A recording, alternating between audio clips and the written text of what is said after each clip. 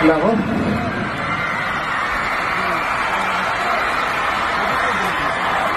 Kaso na ba yung nakagrupo ko? Tulungan mo naman ako dito. Oh.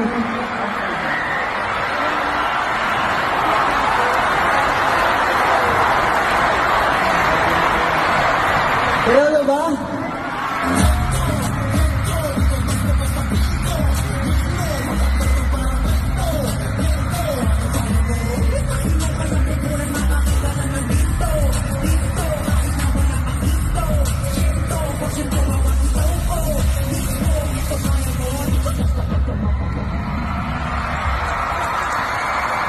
Okay.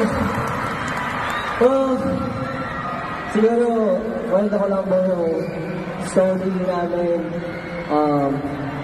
for actually last year. It was a tough year for us, B19. Marami nangyari na hindi namin na-expect. Sobra, we were honestly,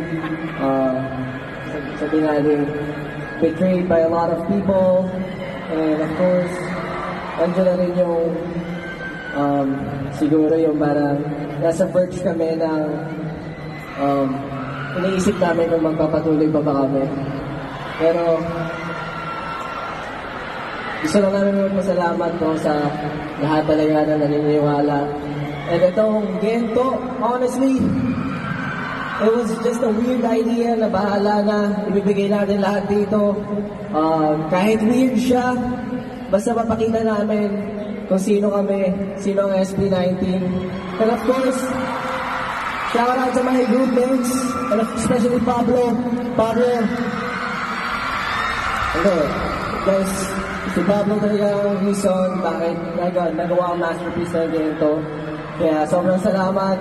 And of course, to everyone, each of the members, maraming salamat. At ayun, hindi ka basta makakita na ganito. Thank you, Mr.